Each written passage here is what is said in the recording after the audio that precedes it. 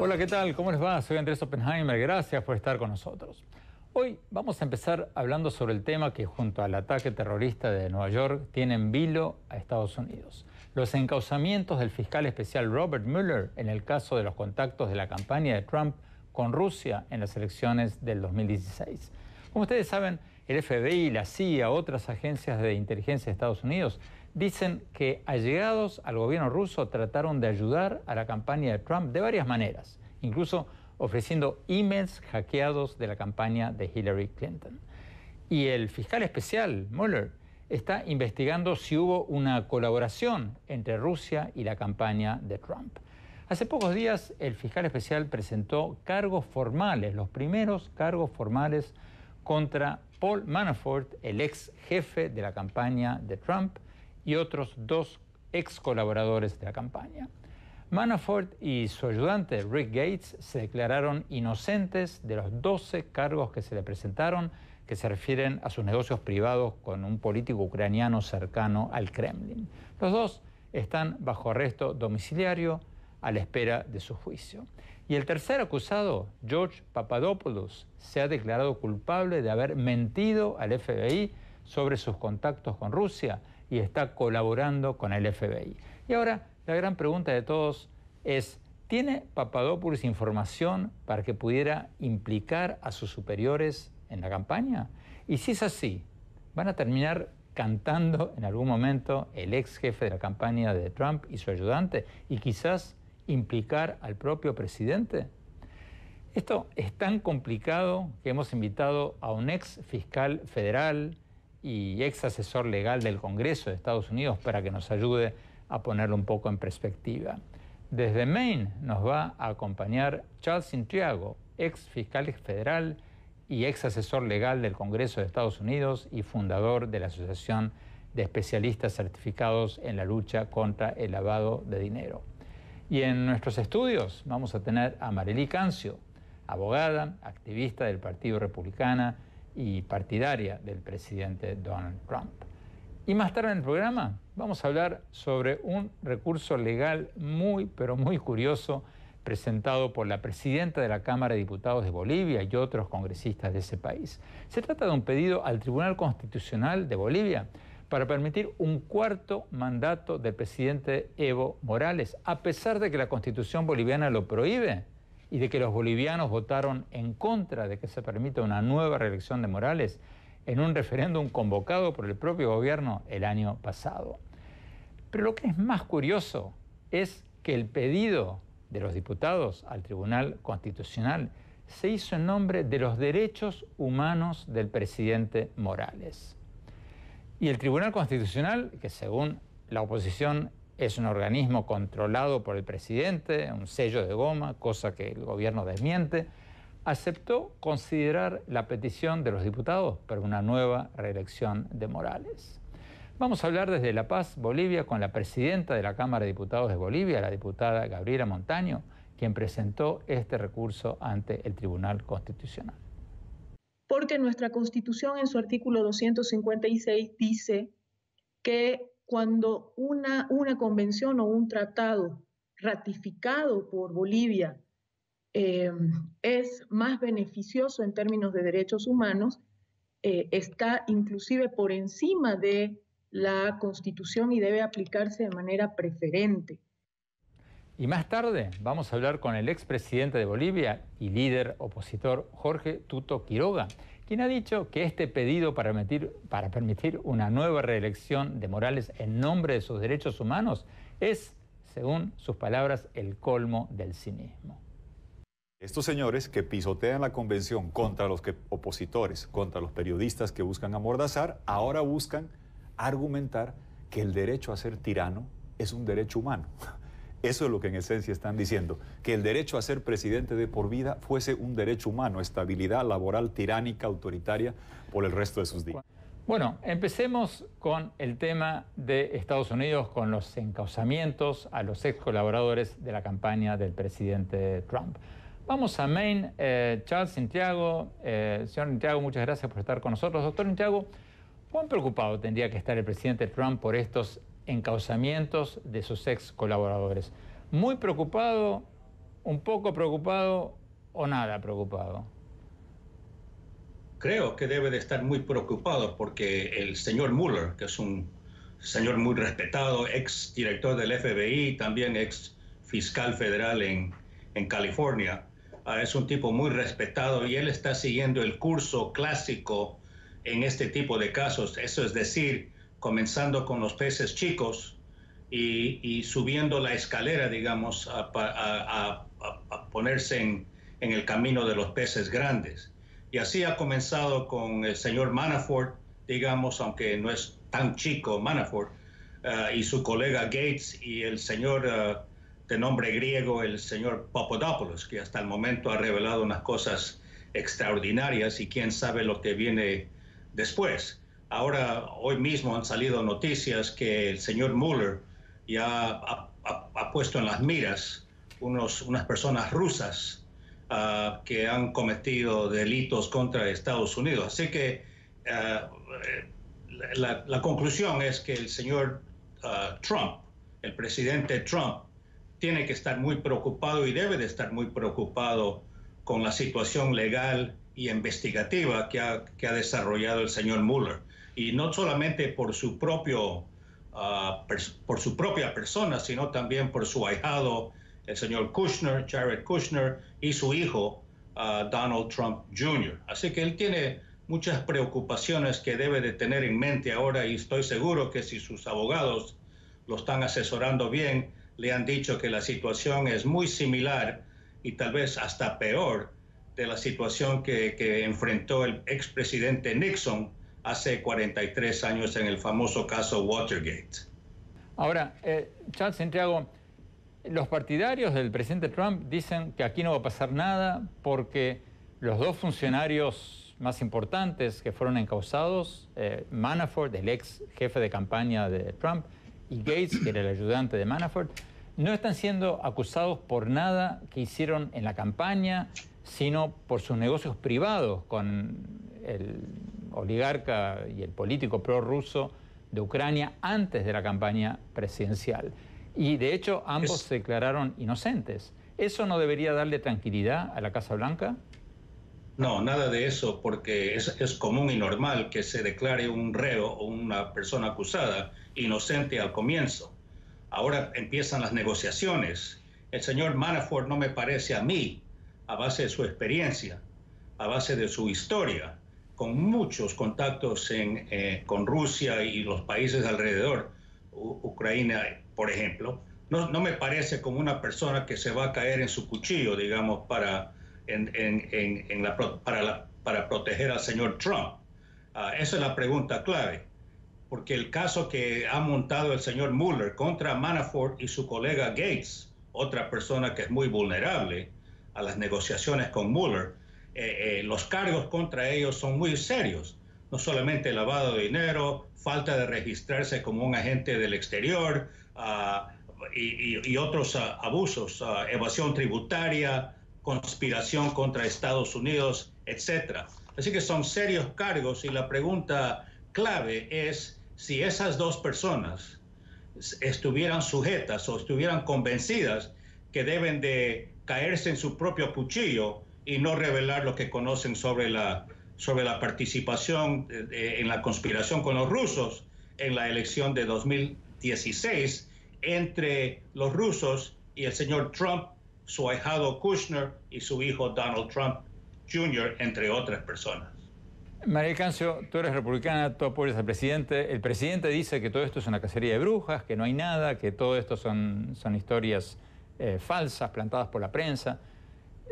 ¿Tú qué dices a lo que dice Charles Santiago de que el presidente tendría que estar muy, pero muy preocupado? Yo estoy de acuerdo con algunas cosas de las cuales él dijo. Yo creo que los cargos contra Manafort son sumamente serios, pero es importante que el público entienda cómo vino esta investigación a relucir, la de Mueller, cuando el fiscal especial. El fiscal especial fue nombrado por el nuevo director del FBI que trabajaba para Comey. Esto todo empieza por Comey, que fue un desastre. El exdirector del FBI. Entonces lo que estamos viendo es como una gran novela. Hace como un año que están investigando al presidente Trump, cuando era candidato, cuando fue el candidato republicano, cuando estaba en la contienda con la señora Clinton. Pero lo que estamos viendo es que en estas investigaciones lo que ha salido a relucir últimamente es que la campaña de la señora Clinton fue que pagó millones de dólares por el dossier de... Pero, perdón, ustedes cada vez que uno les pregunta por el presidente Trump, hablan, la señora Clinton Andrés, desapareció en la historia, perdió las elecciones, eso es lo que dicen los demócratas. Los demócratas dicen, ella no es presidente, entonces olvídense de ella no tiene nada que ver con nada. No, yo quiero que la investigación sea una investigación completa, que cualquier uno que haya tenido enlaces con los rusos, que sea encausado. Yo no tengo problema que el señor Manafort, que fue jefe de campaña por 3 cortos meses, que todo lo que lo están acusando es horrible, que tenía pasaportes de diferentes países, que había lavado dinero.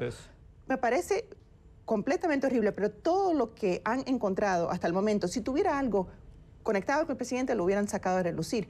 Si fuera así, yo no sé, yo creo que desafortunadamente lo que estamos viendo es que están haciendo una cacería de brujas contra este presidente. Quieren encontrarle algo a él en vez de estar investigando a todo el mundo. Tenemos que ir a un corte. Cuando hablamos, seguimos con este tema tan crucial para Estados Unidos. Ya volvemos.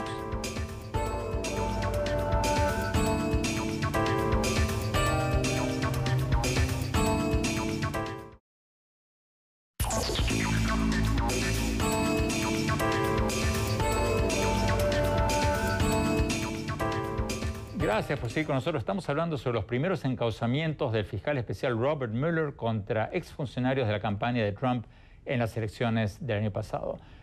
Charles Inteago, ex fiscal federal, ¿Trump podría teóricamente despedir al fiscal especial Mueller? ¿No es un empleado de él, por lo menos jerárquicamente? ¿O no podría perdonar a Manafort, a sus ex colaboradores, si son hallados culpables, como lo hizo con el ex sheriff Joe Arpaio? ¿No podría hacer alguna de estas cosas y sacarse todo este problema de encima? ¿Es probable? ¿Es posible eso? Es posible, ambas cosas, Andrés. Él puede despedir a Mueller y también perdonar a todo el mundo. Pero si toma esos pasos, va a tomar los mismos pasos que tomó el expresidente Nixon en el año 73 y 74, hizo las mismas cosas. Despidió al fiscal en el famoso masacre del sábado de noche, Saturday Night Massacre, y también intentó desbloquear la investigación en varias maneras con el encubrimiento. Ese es el problema en estos casos para los que están en el blanco, los que son los blancos de la investigación, que el encubrimiento sale siendo peor que el delito que supuestamente se cometió. Así es que el presidente Trump tiene total libertad de despedir a Mueller, pero en ese caso, con las elecciones del año 2018 que están ya acercándose, y tal vez perder la Cámara de Representantes en esas elecciones y posiblemente el Senado, él va a incurrir no solamente problemas legales en esos pasos, pero también puede causar un gran desastre a los republicanos en el Congreso, en las elecciones congresionales del próximo año, donde solamente los demócratas necesitan agarrar o ganar un neto de 24 puestos en la Cámara de Representantes para tener la mayoría, y ahí se pone la cosa grave para Trump. ¿Tú estás de acuerdo? O sea, ¿puede hacerlo teóricamente? ¿Puede despedir? No. El presidente no puede despedir a Mueller directamente. El fiscal general, que sí lo puede despedir Trump, es el que nombra a Mueller y es el único que lo puede despedir o parar esa investigación. Bueno, pero es un empleado del presidente. Bueno, sí, pero una cosa que hablaste al principio cuando dijiste es que 3 funcionarios de la campaña de Trump, Eso no es correcto. Papadopoulos era un voluntario de la campaña que actuó en el sector de energía. Gates era socio de Manafort. Manafort fue el que trabajó con la campaña de Trump por 3 meses. Trabajó, fue el jefe de campaña. ¿Cómo trabajó? Por 3 meses, pero te digo, yo estaba entiendo. sentado en la mesa con Trump, las fotos están en todos lados. Bueno, pero Trump tiene fotos con miles de personas. No, eso no, lo que te digo es, no, llevan meses, llevan más de un año investigando. Todo esto tiene que salir. Están tratando desde antes que fuera presidente de tratar de conectarlo con los rusos. No lo han logrado. Marely Cancio, Trump al principio dijo que no había absolutamente nada. Después dijeron, uy, sí, cuando la prensa sacó que hubo contactos con el embajador ruso, dijeron, uy, sí, había, no, nos olvidamos. Después cuando la prensa sacó de que había emails de colaboración entre el hijo... Andrés, el jefe de campaña de Hillary Clinton también tenía conexiones con los rusos. Su hermano también era cabildero. Correcto, pero es parte, pero ellos pagaron el reporte que está causando toda esta investigación. Y entonces hablar de uno sin hablar del otro no me parece que es una cosa sincera. Tenemos que hablar de todo juntos. Quien sea culpable, que sea encausado. Esto va a dar para mucho tiempo. Vas a estar invitado muchas veces. Charles Santiago, lo mismo. Esto va a dar para mucho que hablar durante muchos, pero muchos meses. Vamos a un corte. Ya volvemos con el tema de Bolivia y si el presidente Evo Morales tiene derecho a ir por un 4º mandato en contra de lo que dice la Constitución en nombre de sus derechos humanos como lo quiere hacer el gobierno. Ya volvemos.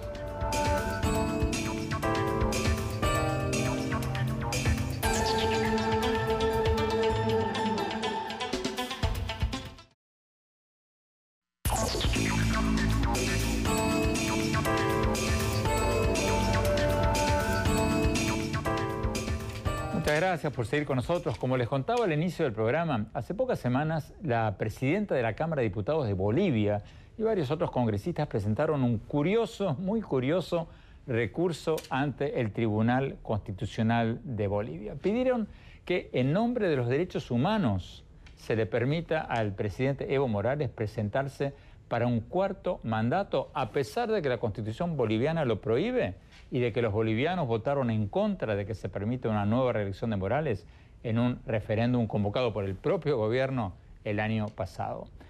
Veamos lo que nos dijo la presidenta de la Cámara de Diputados de Bolivia, la diputada Gabriela Montaño. Veamos.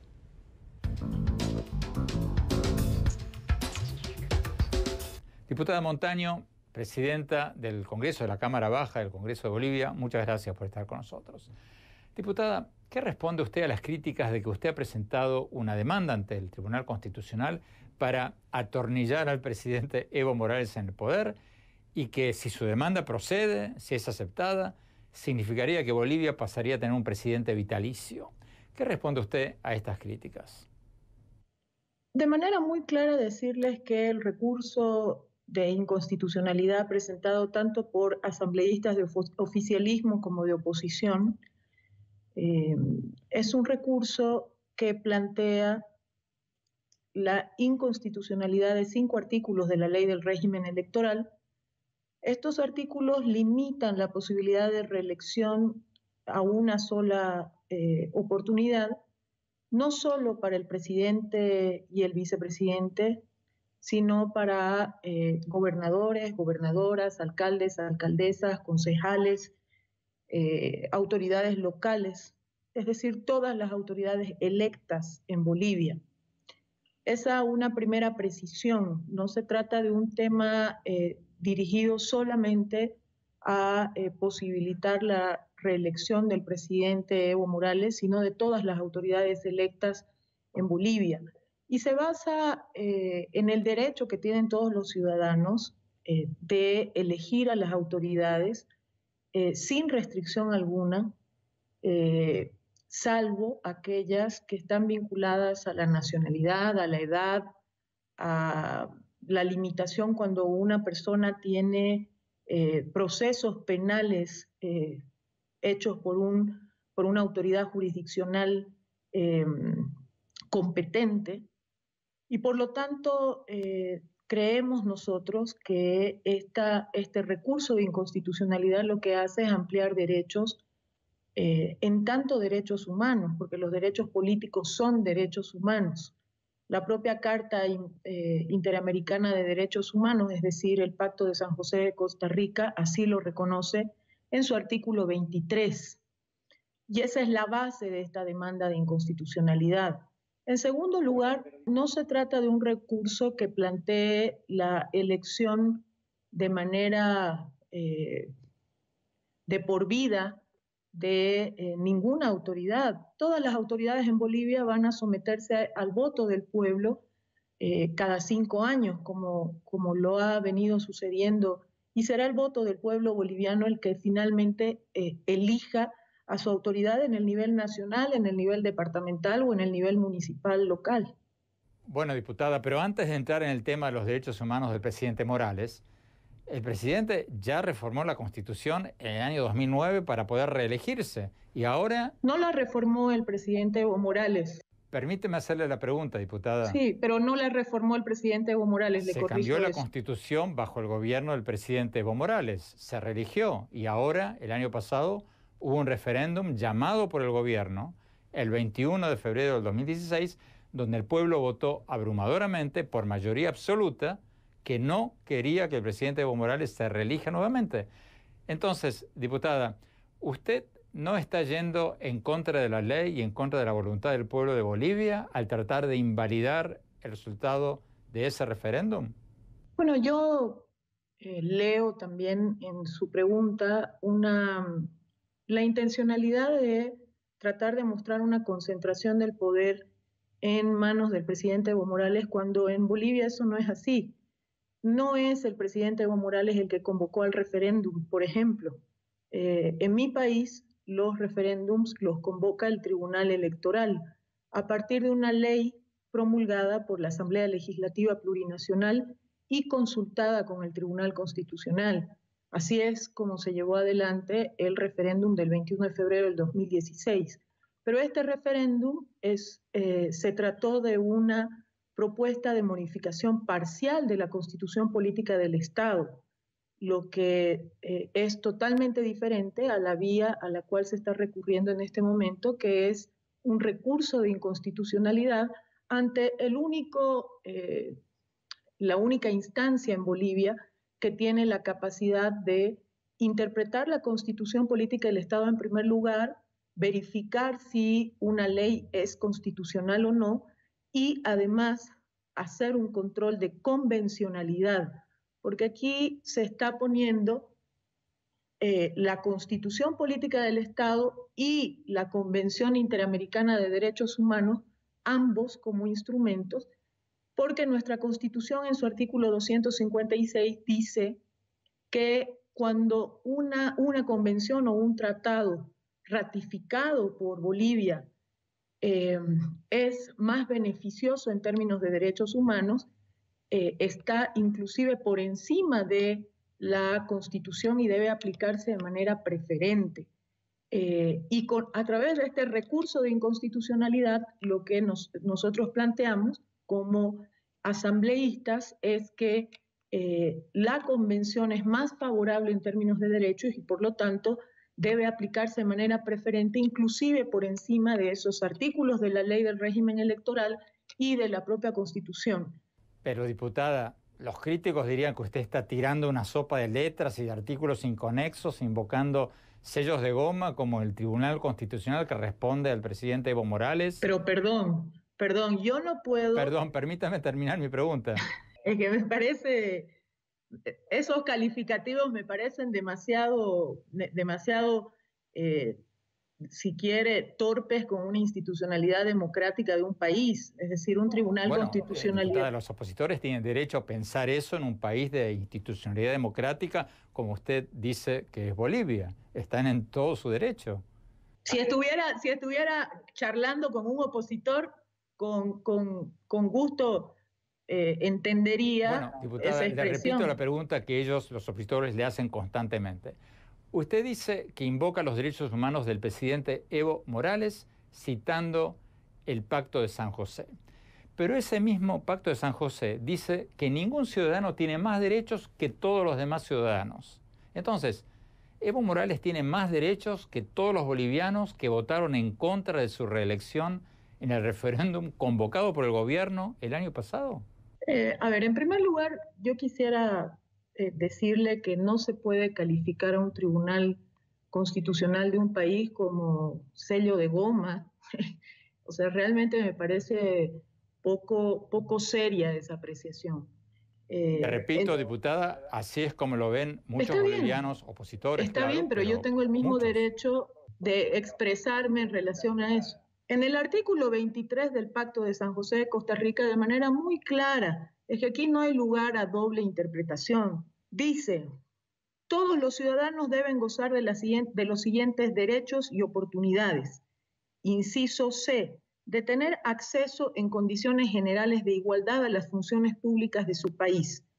Número 2, la ley puede reglamentar el ejercicio de los derechos y oportunidades a que se refiere el inciso anterior. Perdón, permítame por favor concluir. Diputada, perdóneme, pero no quiero aburrir a la audiencia con artículos que están subordinados a otros artículos que dicen que los derechos humanos de una persona tienen como límite los derechos de los demás. Y varios otros artículos que invalidan los que usted está citando. Perfecto, me parece perfecto y es correcto. Pero aquí dice de manera clara, exclusivamente se puede limitar ese derecho por razones de edad, nacionalidad, residencia, idioma, instrucción, capacidad civil o mental o condena por juez competente en proceso penal. Diputada, volviendo a mi pregunta anterior, usted está diciendo que el derecho del presidente Evo Morales a reelegirse está por encima del derecho de la mayoría de los bolivianos que en un referéndum el año pasado decidieron votar en contra de su reelección. No, yo no estoy diciendo eso, eso es una interpretación de usted y la respeto, pero es una interpretación suya. Yo le he explicado de manera muy detallada por qué se trata de dos vías diferentes. Aquí no estamos haciendo una modificación parcial de la Constitución como se intentó hacer el 21 de febrero. Aquí no se trata de los derechos del presidente Evo Morales. Aquí se trata de los derechos de todos los ciudadanos a elegir a la autoridad que crean conveniente con su voto, sin restricción para ninguna autoridad, no solamente para el presidente Evo Morales. Tenemos que ir a un corte, nos están pidiendo un corte. Cuando volvamos, vamos a ver lo que nos dijo el expresidente y líder opositor Jorge Tuto Quiroga, quien ha dicho que pedir un cuarto mandato de Morales en nombre de sus derechos humanos es el colmo del cinismo. Ya volvemos.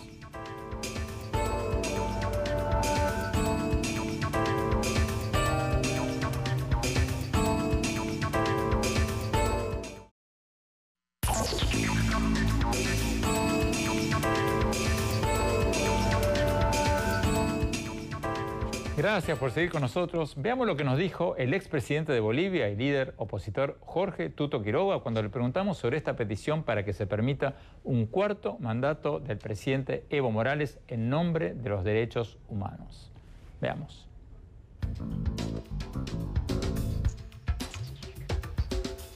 Expresidente Jorge Tuto Quiroga, muchas gracias por estar con nosotros. Andrés, buenas noches. Presidente, hablamos hace pocos días con la diputada Montaño, le preguntábamos sobre esta iniciativa de ella para pedir un cuarto mandato del presidente Evo Morales, invocando sus derechos humanos. Cuando le pregunté si eso no es ridículo, invocar los derechos humanos de un presidente para pedir que se postule una y otra vez en contra de lo que dice la Constitución, me dijo que, textualmente, el Pacto de San José de Costa Rica dice que todos los ciudadanos deben tener acceso en condiciones de igualdad a las funciones públicas de su país. A ver, yo creo, Andrés, que es la cima del cinismo, el sumum del cinismo, que un gobierno que durante 11 años ha pisoteado la Convención de Derechos Humanos para perseguirnos, enjuiciarnos. Yo te puedo dar, solo en el caso mío, todas las violaciones grotescas a derechos elementales como el derecho a apelación, al debido proceso, al juez natural, que cometen para enjuiciarme, perseguirme y enviarme al exilio o eventualmente meterme preso. Hay centenares de bolivianos en el exilio, han pisoteado la Convención de Derechos Humanos una y otra vez. Hay un gobernador de Pando, icónico caso, 9 años en detención preventiva, viola todos los parámetros de protección de derechos humanos. Y acá que estos señores que pisotean la Convención contra los opositores, contra los periodistas que buscan amordazar, ahora buscan argumentar que el derecho a ser tirano es un derecho humano. Eso es lo que en esencia están diciendo, que el derecho a ser presidente de por vida fuese un derecho humano, estabilidad laboral tiránica, autoritaria, por el resto de sus días. Cuando le preguntamos a la diputada Montaño si justamente el presidente Morales, o sea, si no es ridículo ese argumento de ella, dijo que eso no va solo para él. Dijo textualmente, sí, el recurso presentado por ella y otros diputados para pedir la nueva reelección del presidente Morales no aplica solo al presidente, sino a todos los oficiales electos. O sea, como que esto no es para que se pueda reelegir el presidente Morales. Es para él y ni siquiera es iniciativa. Es iniciativa de él. A ver, para recordar qué es lo que está en juego. La constitución vigente en Bolivia fue producto de una asamblea constituyente que, estilo venezolano, convoca Evo Morales. El tema de la reelección fue arduamente debatido, Andrés, con mediación internacional. Raúl Lago de Uruguay, enviado por la OEA de Insulza, que era bastante insulsa, pero estaba ahí, mediación de Naciones Unidas, de la Unión Europea, que supieron que hubo un acuerdo donde se limitó a una sola reelección. Así se promulga la Constitución, así votamos la Constitución y se aprueba por voto popular, no en un cuarto cerrado. Lo mejor es no tomar mi palabra. Aquí está Evo Morales a tiempo de aprobar la Constitución y lo que le dice a Bolivia a fines del 2008, cuando nos convoca a votar el texto de la Constitución del año 2009. Quiero que sepan, por la unidad del país, por la nueva Constitución política del Estado boliviano, la propuesta que hicieron los constituyentes bajo el pedido de los movimientos sociales, como dos elecciones inmediatas para Evo Morales, yo renuncié, hermanas y hermanos, por la unidad del país, por este proceso de cambio. Quiero que sepan, hermanas y hermanos, hoy día está en los periódicos, Evo no es ambicioso, Evo no tiene intereses. Hasta el final maradoniano se autoalaba, dice, soy generoso, ahí está, yo renuncié. A ver si entiendo bien, eso fue cuando él se postuló para un tercer mandato. Eso es cuando se hace la aprobación de la Constitución en su primer mandato, donde dice solo hay una reelección. Así se vota la Constitución.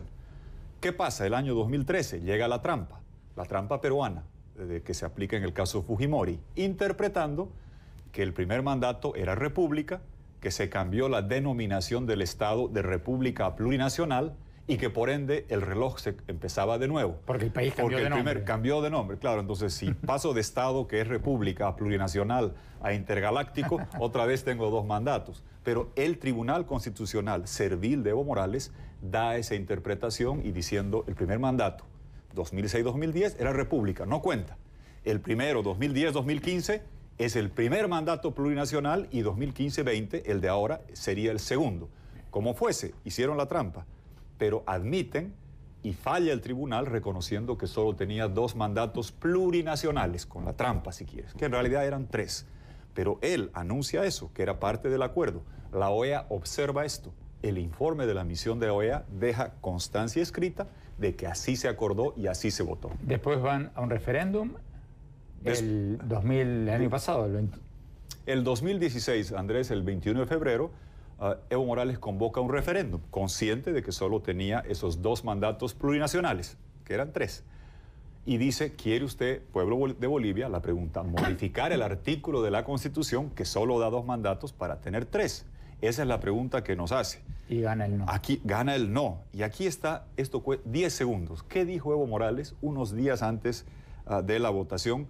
Y no en CNN ni en un canal privado, en Telesur, menos mal. Aquí está lo que dice don Evo Morales. Lo mejor es someterse al pueblo, el pueblo diga. Si el pueblo dice no, ¿qué podemos hacer? No vamos a hacer un golpe de Estado. Tenemos que callarnos, irnos callados. De la boca de él, si el pueblo dice no y votamos no, observado por la OEA, el informe de la OEA dice que la alternancia es parte de la democracia, qué bueno, sano, y él que había dicho que si gana el no, callado tengo que irme, no voy a hacer golpe. Confesión de parte, relevo de prueba. Está haciendo un golpe. La diputada Montaño y otros diputados presentan este recurso ante un tribunal que también, según ustedes, la oposición responde al presidente Evo Morales. Entonces, ¿lo van a aprobar y va a poder presentarse de nuevo o no?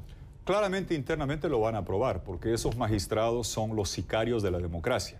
Y fíjate lo terrible, esto fue votado dos veces. La Constitución, que limitaba dos mandatos, se la vota a pedido de Morales. Volvemos a votar el 2016. Fue votado por el pueblo boliviano en dos ocasiones, observado por la OEA, refrendado en innumerables leyes a las que Evo Morales le ponía su firma. Sé que le gusta jugar fútbol, pero él no es futbolista, no da autógrafos. Su firma causa Estado. Él ha promulgado una y otra vez leyes basándose en el principio de que se convocaba elecciones con esta limitación. Lo que intentan hacer ahora es decir que estos señores del tribunal que han prevaricado desde el momento que admiten esto. ¿Por qué? Porque el 2013 y el 2015, 2 veces, el mismo Congreso de la misma diputada que estaba acá les consulta.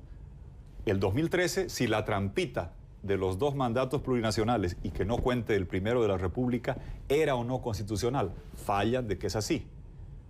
En la pregunta del referéndum de febrero de 2016 se consulta al tribunal que admite que la pregunta es constitucional, reconociendo que solo hay 2 mandatos. En resumidas cuentas, ¿usted cree que lo van a aprobar? Son sicarios de la democracia. Lo van a aprobar internamente y ahí llega el desafío del sistema interamericano de derechos humanos.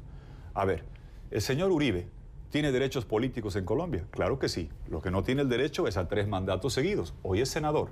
La señora Cristina Kirchner ¿tiene derechos políticos en Argentina? Claro que sí. Va a ser senadora. Pero solo tenía 2 mandatos consecutivos de presidenta. Lula en Brasil, lo mismo. En Perú tienen 1 solo. En Chile 1 solo. ¿De dónde nos inventamos que el derecho a ser elegido da el derecho a quedarse en un cargo de presidente u otro a perpetuidad? El sistema interamericano de derechos humanos, que para hablar claramente, Andrés, todavía sigue respondiendo al esquema del socialismo siglo XXI. Almagro es un ícono de la democracia.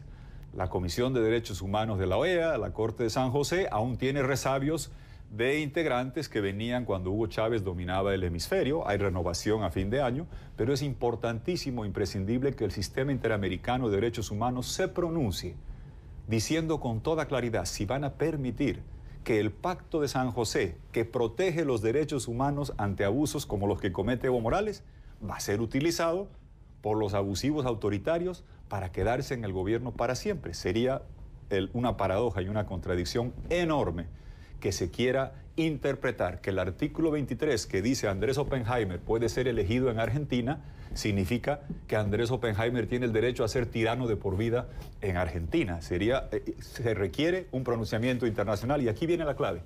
Don Evo Morales va a tener que escoger ahí lo siguiente: ¿quiere mar con soberanía o quiere ser un autoritario con tiranía? ¿Por qué? Porque en Bolivia todos estamos comprometidos a respetar el sistema internacional, porque nuestra demanda marítima ante Chile está afincada en La Haya. Hemos exigido que Chile respete los fallos de La Haya. Y ahí va a llegar un dilema.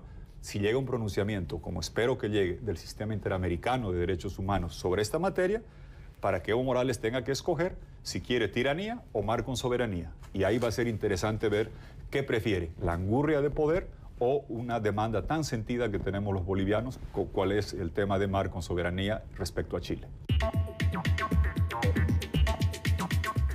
Tenemos que ir a un corte. Cuando volvamos, mis conclusiones. No se vayan.